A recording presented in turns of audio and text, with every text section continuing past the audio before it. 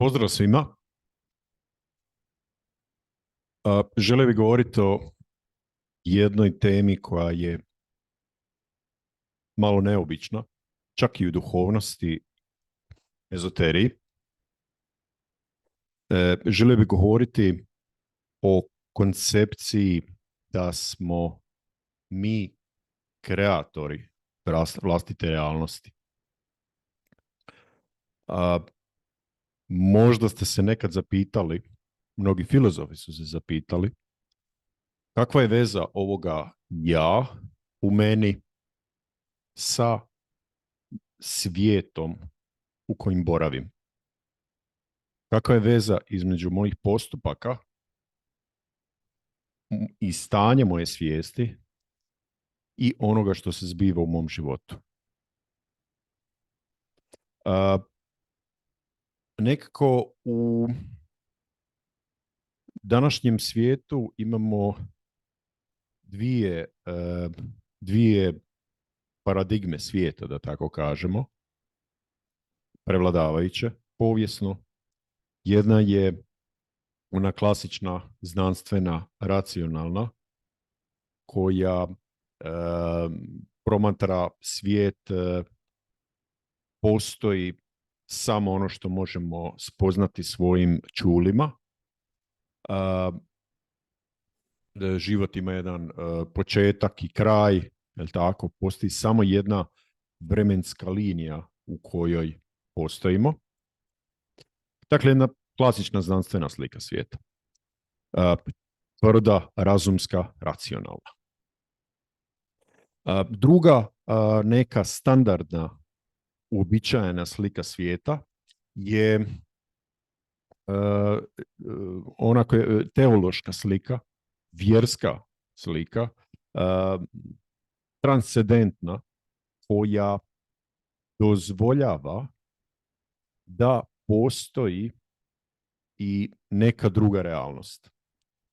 Dakle, da ja kao ja sam postojao prije rođenja, znači u nekim učenjima imamo koncept reinkarnacije, dakle postojao sam prije, pa sam se ovdje inkarnirao, pa sam nakon smrti fizičkog tijela nastavljam postojati dalje. Ali opet uočimo, tu postoji jedna vremenska linija i u toj paradigmi svijeta imamo ovaj pojavni svijet i imamo onaj drugi svijet. Jeli? Pravimo samo između toga distinkciju. Ono o čemu ja želim govoriti temeljem tih nekih učenja ili poruka od određenih bića je jedna zaista nevjerojatan koncept koji zato i radim ove videe, pokušavam ih sam sebi kroz neku refleksiju pojasniti, pa možda su nekom korisni. Koja bi to treća paradigma bila različita od ove dvije? Ta treća paradigma kaže sljedeću stvar. Ja, kao ja u ovom tijelu, ne postojim u jednoj vremenskoj liniji. Dakle, ja kao Siniša ne postojim samo od rođenja do smrti u ovoj pojavnosti, nego istovremeno postoji moj izražaj u paralelnim realnostima koji izražava sve moje potencijale.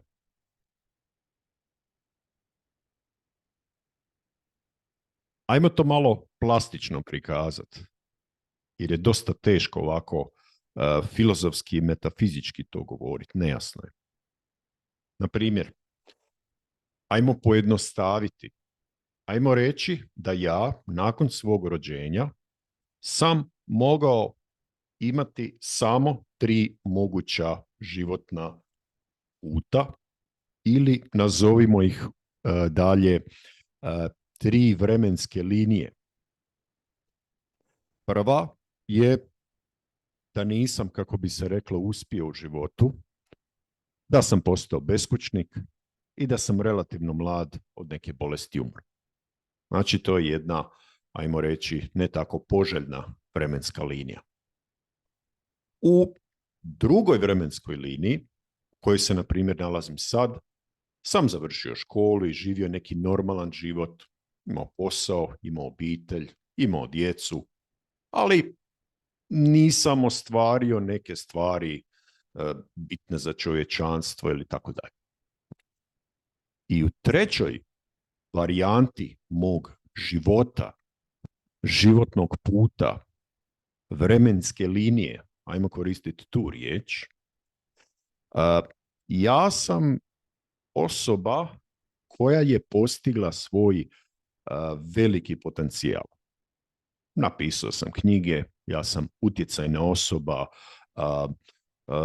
plemenita, dobra, zaslužan za čovječanstvo i tako dalje. Razumijete na što ciljam. Bogat sam, uspješan, što god svatko od nas naravno različito doživljava kao nešto vrijedno, važno. Jeli? Sad, ideja da postoje paralelno te 3 različite vremenske linije znači jednu stvar koju je malo čak i u literaturi, čak i u fantaziju, čak i u različitim žanrovima književnosti filmova je teško, nije nemoguće, ali ih je teže naići. Teoretski to znači sljedeće. Dok ja sad govorim s vama, na jedan način postoji komunikacija mene sa svojim, da pojednostavimo, ove druge 2 moje verzije koje postoje istovremeno. Nekakva filozofija, nekakva mudrost, neko ezoterijsko ili neko okultno znanje iza toga, ako hoćete, bi bilo sljedeće. Ideja duše, koja je sama po sebi misterij, se odlučila na ovom mom primjeru izraziti u izražaju koji nosi ime Siniša. Taj Siniša ima raspon mogućnosti potencijala od onoga što mi kao ljudi gledamo loše, negativno, to je ovaj primjer beskućnika, i onda cijeli dijapazon svih onih drugih iskustava koje bi duša kroz ovaj moj, da upotrebimo tu istočnjačku riječ, vehicle ili vessel ili ovo vozilo kao tijelo, ili to mislim i na sve planove tijela, ne samo na fizičko tijelo, kroz koje bi, dakle, duša tog tijela izraziti ili steći iskustva. Dakle, duša ima namjeru, poticaj, želju, strašnu strast da se izrazi, izražava se u svojoj kompletnosti kroz više varijanti Siniša.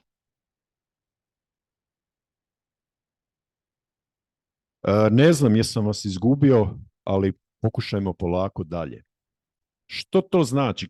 Kakve sad, možda neko kaže ove gluposti, mislim, kakve to veze ima sa mojim stvarnim životom? Postavlja se ovdje jedno očito pitanje. Ajmo prihvatiti ovu moju paradigmu. Ajmo prihvatiti moju ideju da postoje paralelne moje verzije. Što je sa drugim bićima, drugim ljudima u mom životu. Ovdje stvari postaju vrlo zabavne. Opet, ajmo pojednostaviti stvar. Ako sam ja upoznao u svom životu recimo djevojku, buduću ženu, postala mi je supruga i tako dalje. Onda govorimo o dvije različite duše koje su, kako sam se rekao, izrazile. Recimo Siniša, Jana i tako nešto. Ok, sad, Siniša, kako smo rekli, se izražava paralelno na različitim vremenskim linijama u jednoj lepezi mogućnosti svog potencijala. Sad, šta je sa Anom? Ovdje stvari postaju jako, jako interesantne. Anina duša sudjeluje u onim vremenskim linijama na kojima se nalazi Siniša, koje su joj potrebne za iskustvo njene duše. Da se izrazimo matematičkim rječnikom malo. Matematika ima koncept skupova. Ako uzmemo skup mogućih potencijala koje predstavlja Siniša, pojednostavljeno beskućnik, obiteljski čovjek i, ne znam, nekakav genij, guru. To je skup od samo 3 potencijala. Primjer. Ana ima svoj skup potencijala. Ako postoji namjera, potreba, onda se zbiva presjek skupova. Znamo što je presjek skupova. U onim vremenskim linijama, na primjer, u onoj vremenskoj liniji u kojoj sam ja, guru, duhovni učitelj, se zbiva presjek sa vremenskom linijom u kojoj je duša Ane također odabrala put duhovnosti. Ili potpuno pojednostavljeno, dragi prijatelji. Siniša i Ana će se sresti samo ako Siniša slobodnom voljom odabire one vremenske linije, odabere biti osoba, izražaj duše koji je duhovni učitelj, i ukoliko također Ana odabere da bude na nekom duhovnom. Zašto? Zato što će njihove duše naći interes u iskustvima preklapanja njihovih vremenskih linija.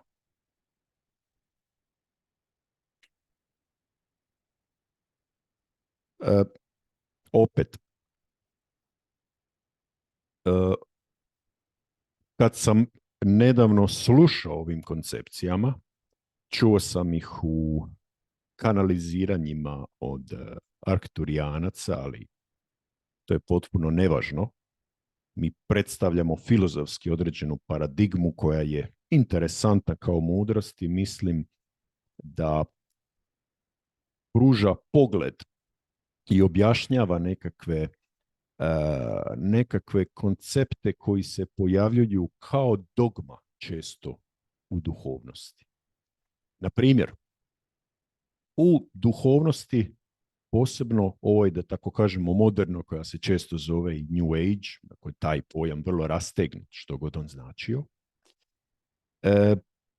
se zna reći da ako težimo dobrim stvarima, ako smo optimistični, ako zadržavamo plemenite vrijednosti, jedan dobar stav u životu, da će se to manifestirati i da ćemo živjeti dobar život.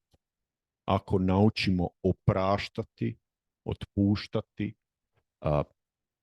kršćanstvo kao jedna velika religija ima jako lijepe pouke, dakle, o opraštanju, otpuštanju. Sad, u ovoj paradigmi, što znači nekome oprostiti? Ajmo sad izaći iz jednog romantičnog okruženja. Ajmo sad pogledati jednu malo negativniju situaciju. Mi koji radimo imamo šefove, jel tako? I nekako tradicionalno, uglavnom ljudi ne vole svoje šefove.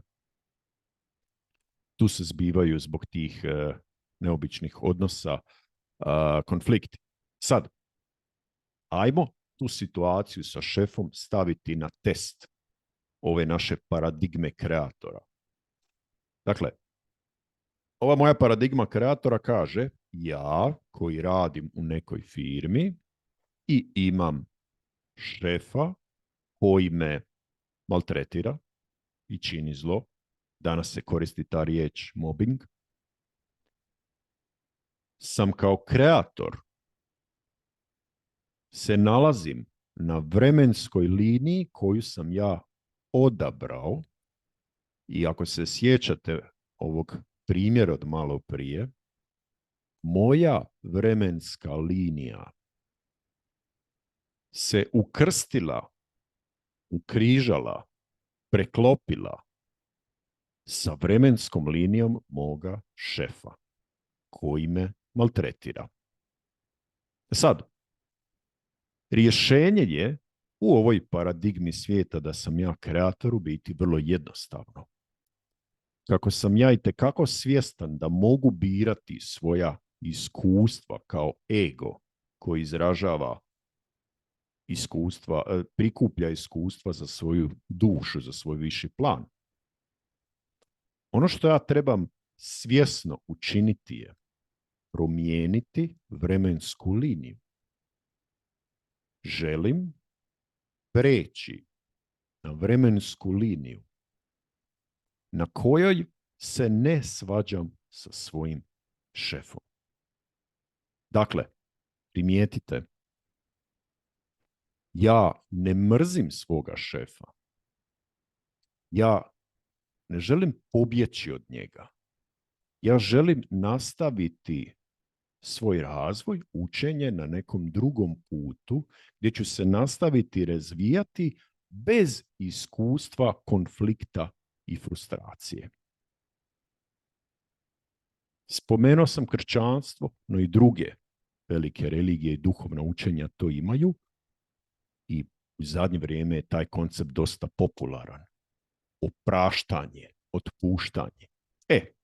Kako da promijenim vremensku liniju u ovom slučaju? Tako da promijenim svoj odnos prema tom šefu. Da ga prestanem mrziti, da prestanem ga se doživljavati kao žrtva i da prestanem njega doživljavati kao mučitelja. Ako vam je novo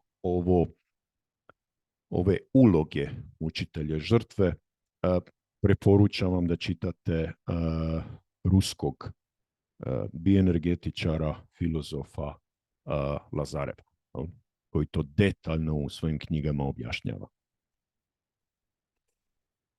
Vratimo se na naš primjer.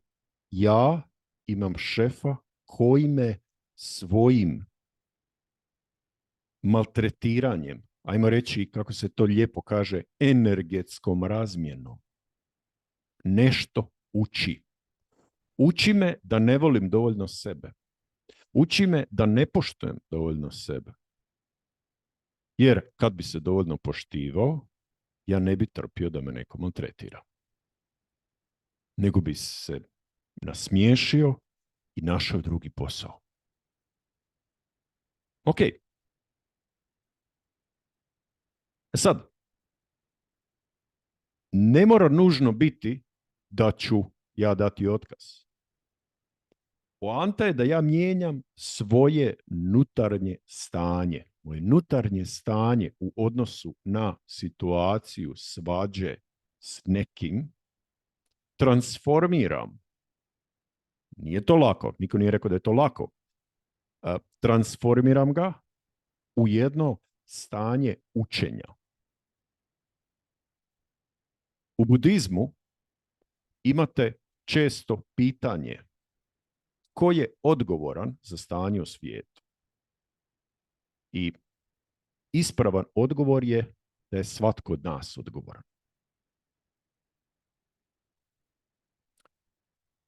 Kada ja promijenim svoje unutarnje stanje, svoj odnos prema tom šefu, kada mu ja oprostim ili pojednostavljeno, kada svjesno kažem ti ideš svojim putem kao slobodan čovjek na ovoj vremenskoj liniji, ja nastavljam dalje. Mi kao vlak mijenjamo kolosijek. Postupno, suptilno.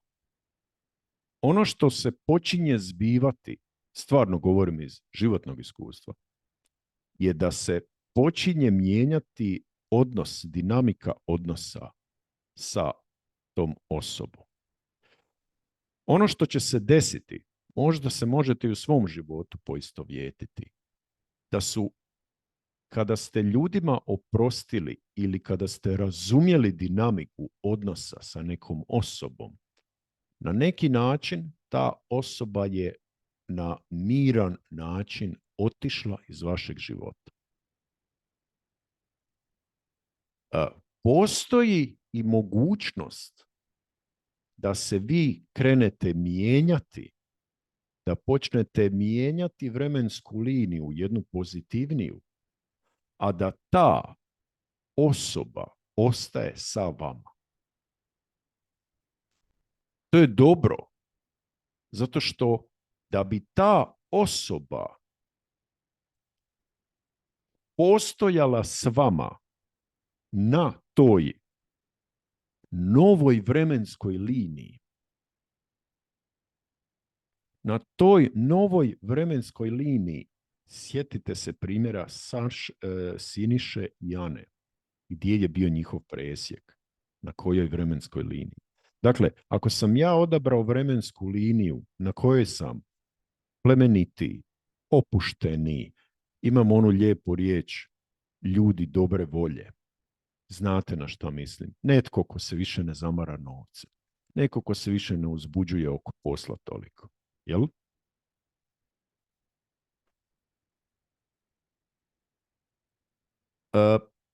I na toj vremenskoj liniji, ako se sa mnom u mom životu nalazi i moj šef, to više neće biti ista osoba.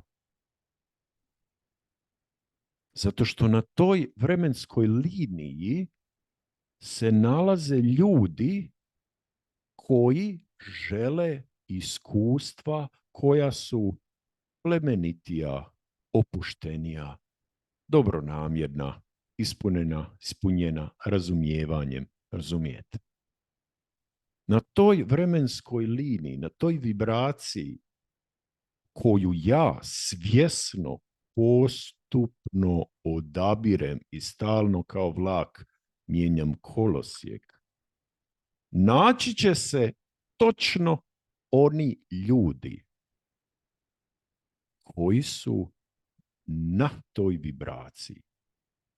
Kao radio stanica, kada onaj kotačić mijenjate, možete čuti, dakle, dvoje ljudi će čuti točno tu stanicu, neće čuti onu drugu na kojoj su se svađali, da tako kažemo. Razumijete? Za mene je ovo zaista preporađajuća činjenica Ne zbog neke intelektualne, filozofske vrijednosti, nego zato što zaista kada sam pogledao svoj život i neke teške situacije koje svi imamo, sam shvatio da sam svojim postupcima upravljao tim kolosijekom kojim sam putovao. Onda kada nisam znao šta radim, taj kolosijek bi otišao i u onom lošem smjeru, pa bi u moj život došli još gori ljudi, još gore situacije, pa bi mi taj šef toliko zagorčao život da mi možda dao otkaz ili bi se pojavio još netko i tako dalje. Mislim da možete razumjeti na šta mislim. Dobro, da ovo malo duže promatranje ove ideje da smo kreatori pokušamo privesti kraju. Ako prihvatimo ideju, koja je po meni prekrasna, da živimo, da svijet ljudi izbivanja u onome što vidite van predstavljaju samo zrcaljenje vašeg unutarnjeg stanja kao kreatora, onda razumijete jedino što trebate raditi u životu. Jedino čim se trebate baviti u životu je da osvijestite svoje unutarnje stanje. Ako sam doista, zašto se ne bi igrali ja, kreator, onda jedino što je važno je kako se ja osjećam u vezi svoje kreacije. Da vam to prevedem. Kad se ujutro ustanete, često imamo one poruke o samopomoći i tako dalje koji kažu zahvali se čovječe. Jel tako? Budi zahvalan. Kreator je zahvalan na svojoj kreaciji. Kreator je zahvalan i želi još više čega? Zdravlja. Kada ste okruženi svojim najmilijima, prijateljima, kada ste zdravi, nalazite se među dobrim ljudima, budite zahvalni. Ne intelektualno, osjetite to. Ne morate to vikat s krovova. Ako istinski to samo vi znate, njegujete to unutarnje stanje zahvalnosti, onda vi kao kreator odašiljete poruku univerzumu da želim još više ovoga. Ovo je dobro. Želim još više ovoga što je dobro. Zdravlja, uživanja, zadovoljstva, dobrih ljudi, ljubavi, poštovanja. Univerzum i kako da kažemo, mehanizam univerzuma će vas voditi kolosijekom prema tim vremenskim linijama. Da li razumijete? Na tim vremenskim linijama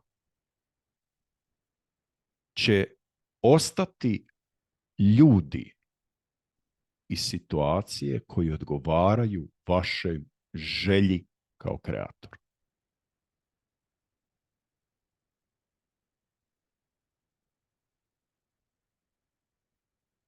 I sad tu ima jedna bitna stvar u međuljudskim odnosima.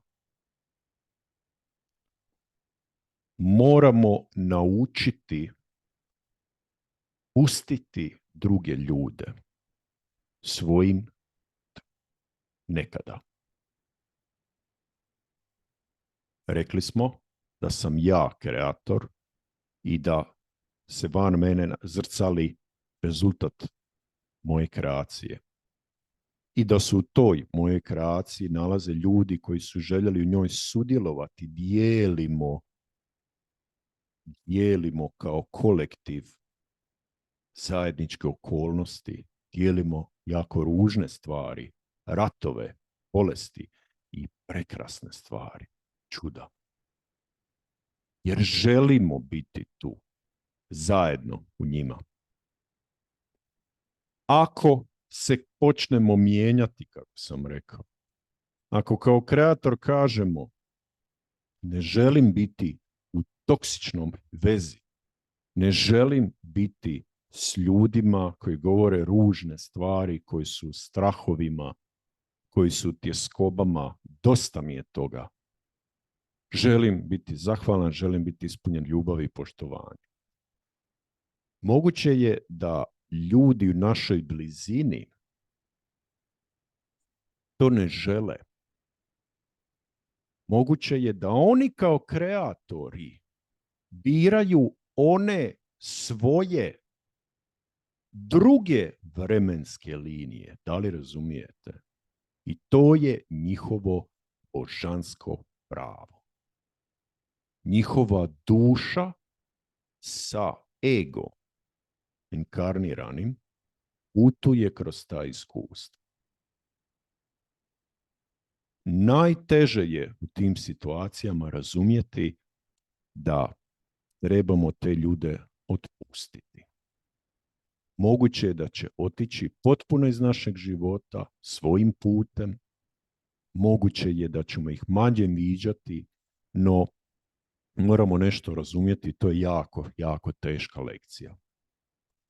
Ako ne priznajemo drugog čovjeka kao kreatora svog života, nego se u jednom toksičnom odnosu vežemo za njega, onda smo se vezali za tu vremensku liniju u kojoj nitkome nije dobro.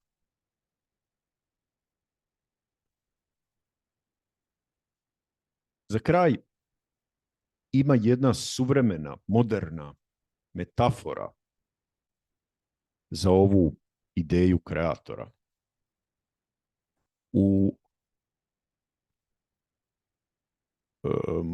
Danas možete ići u kino i postoje ta ogromna kina koja imaju 2, 3, 5 kinodvorana u kojima se vrte različiti filmovi. Ako uđete u jednu dvoranu, u njoj se prikazuje horor, rat, stradanje, duboki očaj i patnja ljudskog roda.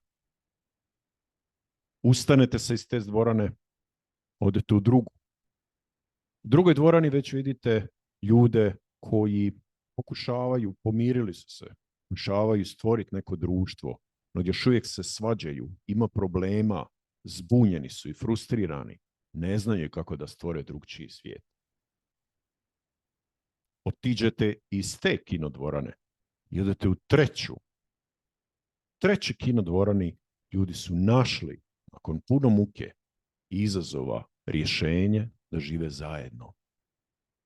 Da žive, da jedni druge poštuju, da nauče poštivati različito mišljenje, različitost koja ih obogaćuje, jer znaju da su svi iz istog izvora.